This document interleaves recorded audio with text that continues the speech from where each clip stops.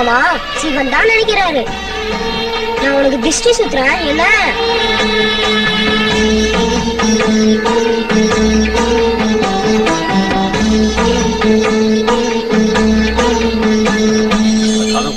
நேரமாச்சு.